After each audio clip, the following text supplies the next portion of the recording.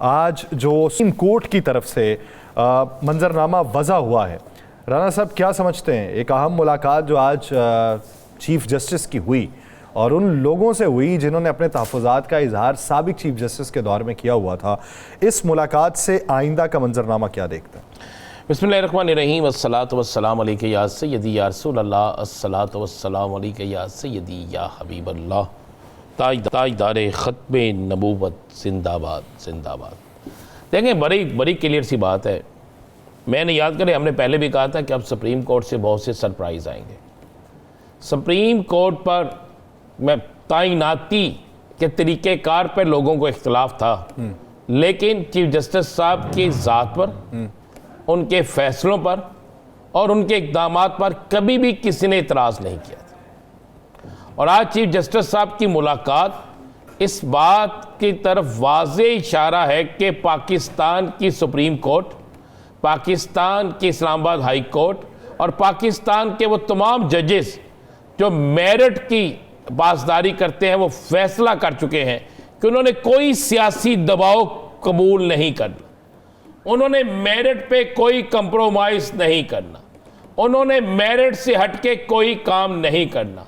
तभी तो आज इतनी तकलीफ हुई है। यासर साहब, आप गौर करें ना कि अचानक क्या वजह है कि आपको सुप्रीम कोर्ट के जजेस की तादाद बढ़ाने की फिक्र पड़ गई है, और सुप्रीम कोर्ट के जजेस की तादाद आप बढ़ाने जा रहे हैं, और उसके सबसे बड़े स्टेक होल्डर जो सुप्रीम कोर्ट के चीफ जस्टिस साहब हैं, उनसे आपकी मुशावरत नहीं हो रही, उनको आप इतमाद में नहीं ले रहे। उसके बाद अभी तो आपने पिछले दिनों 2 इडहाक जज वहां पे रखे हैं। आप अगर देखें तो तमाम केसेस तेजी से हल हो रहे हैं। कहां तादाद बढ़ाएं? सिविल कोर्ट में, सेशन कोर्ट में, उन अदालतों में जहां पर लाखों के हिसाब से केसेस मौजूद हैं, जहां पर केसेस को हल करने के लिए तादाद, इस्लाह और वहां पर तब्दीली की जरूरत है, वहां पे हमने नहीं जाना। हम ये चाहते हैं, जिस तरह आज जमीयत उलमा इस्लाम की तरफ से कहा गया है कि जनाब ये चाहते हैं कि इनके मर्जी के जज चूँकि नहीं है, ये अपने मर्जी के जज की तादाद वहाँ पे बढ़ाना चाहते हैं। जज किसी की मर्जी का जो होता है वो जज नहीं होता, वो काजी नहीं होता, और उस पर फिर जो इल्ज़ामात लगते हैं फिर उसे जिस नाम से याद किया जाता है, ये रोज़े रोशन की तरह बिल्कुल या है। और जो अदलिया या जो जज मेरिट पे फैसले करते हैं, उन्हें फिर किसी हुकूमत की, किसी शख्सियत की, किसी अप्रोच की ज़रूरत नहीं होती। उनके फैसले ही, उनकी ईमानदारी ही जो है ना, वो फिर उनके लिए रास्ते बनाती है यासर साहब। और आज की मीटिंग जो है, इस मीटिंग का आपको जो असर है ना, ये चीज़ें जो है वो 4 नवंबर से मिलना शुरू होगी, और आपको 4 नवंबर से आप नोट कर लीजिएगा। अच्छा, आपने वो चीज़ें कही, मुझे वो पता नहीं क्यों लगा, मुझे लगा कि वो आप कह रहे हैं कि इसका असर जो है वो चीखों की सूरत में सुनाई देगा। आप चीखों की सूरत के बात यही है, आप जो मुझसे कहलवाना चाहते हैं, आपने मुँह कह के पाना मेरे मुँह से, ये चीखों की सूरत में ही आना है यासर साहब, ये चीखों की ही सूरत में आना है। चीखें क्यों नहीं लगेंगी? जब आप इंसाफ पे मबनी फैसला देंगे, तो जिनको इंसाफ पे मबनी फैसले कभी भी मंजूर नहीं, जिन्हें कभी भी इंसाफ पे मबनी फैसले सुनने की आदत नहीं, जिन्हें इंसाफ पे मबनी फैसले लेने की आदत नहीं, फिर वहाँ से चीखें तो निकलेंगी ना यासर साहब।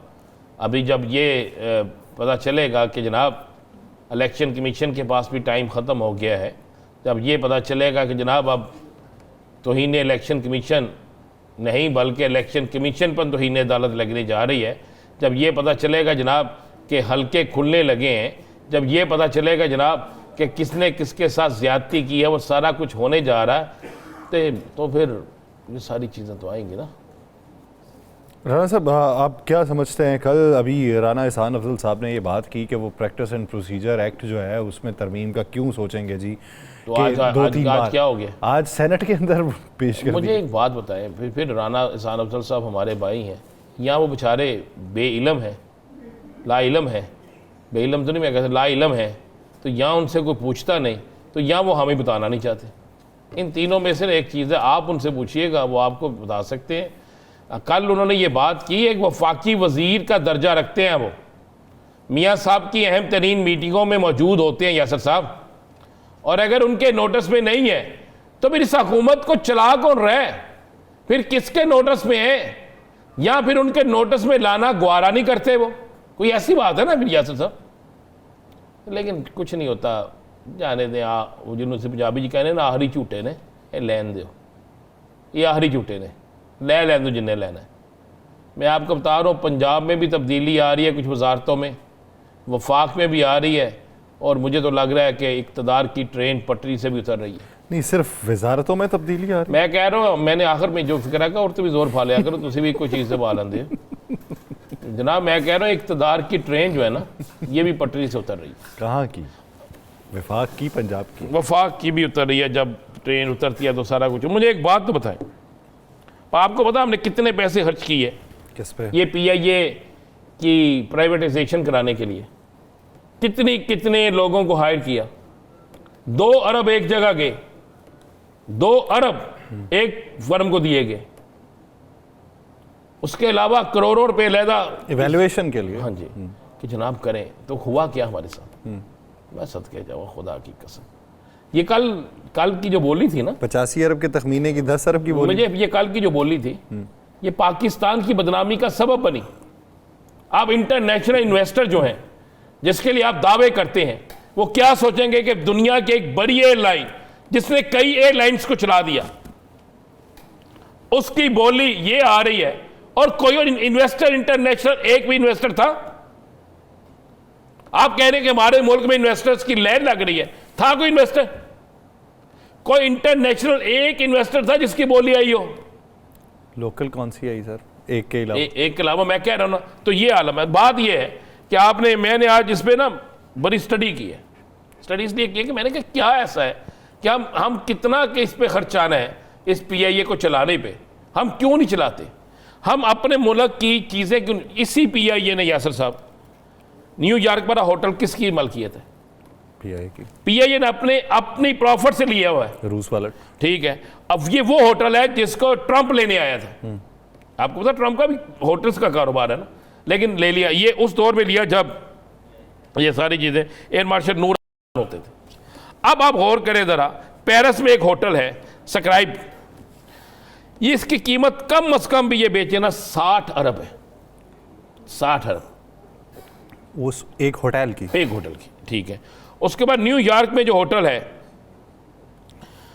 उसकी कीमत 1000 कमरा उस होटल का, जो न्यूयॉर्क में होटल है, उसकी कीमत जो है कम अज़ कम 2 से 2.5 अरब, 200 से 250 अरब रुपया बनती है। उसके बाद आप आ जाए हॉलैंड, 3 बड़ी इमारतें हैं, 3 ताशकंद में इमारतें हैं, ईरान में इमारतें हैं, इंडिया में इमारतें हैं, न्यूयॉर्क में एक बड़ा घर है। ये सारा कुछ भी इसी में ही जाना? लाजमी बात है, इसी में जाएगा और किस में जाएगा?